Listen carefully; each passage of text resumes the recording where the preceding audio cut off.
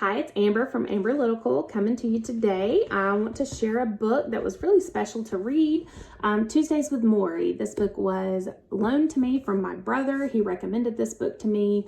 When he shared this book to me, or with me, I should say, he said, this book's going to make you cry. I wasn't even 30 pages into the book and I have already boohooed. So I was like, whew, this is going to be a book that's going to be a little emotional for me. It's going to be hard to get through. And it was a little hard to get through. I won't lie. Morrie is a old professor, retired professor, and his previous student, Mitch, comes back to visit him when he's essentially on his deathbed. They know that he's ailing and ailing quickly. He was diagnosed with ALS, so it definitely attacked him and attacked him very quickly. Mitch came to visit him, and really the story unfolds about Morrie and his life. Things that Mitch and he experienced together, conversations that they had about preparedness for death, enjoyment of life, all of that.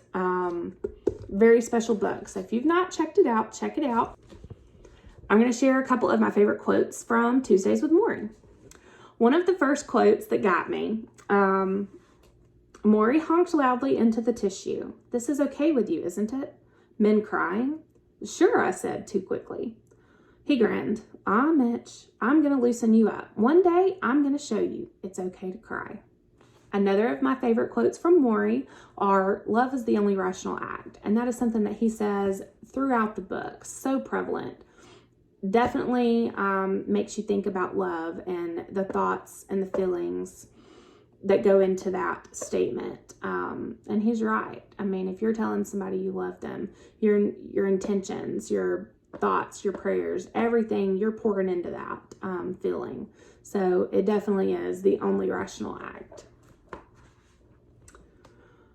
All right, one more quote. I might share 2 or 3 more. We'll see. I really love this book. I'm not going to, disturb the plot too terribly much, but it's hard not to share these things about this book.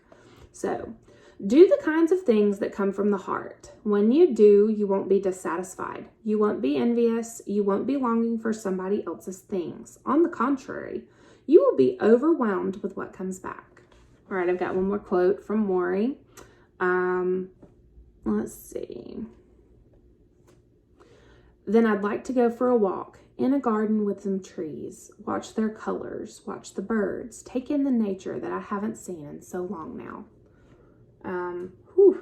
Talk about something that makes you really feel like, man, I take a lot of things for granted. And this is a man who knows he's dying. So a lot of great things come out of this man's mouth and really make you think. Definitely feel like this old man reminds me a lot of my grandfather. A vivacious old man. The book talks about him dancing and just dancing to the own beat of his drum. Doesn't care how he appears to others. He's really just learned to live life to the fullest. I think that's one of the things that I really just enjoy the most about this book is his unselfishness and his thoughtfulness, his intentions. He has a purpose for everything that he does, everything that he says. He's very purposeful. So was really precious to read this book. Really enjoyed it. This is a biography. I don't think I mentioned that. But this book in itself was just a beautiful book. I loved it. Thank you for stopping by. If you have any book recommendations, please share those with me in the comments below.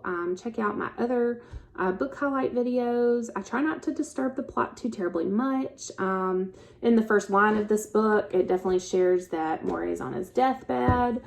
So I feel like I didn't really disturb that plot too very much. You're going to find that out in the very first line of this book.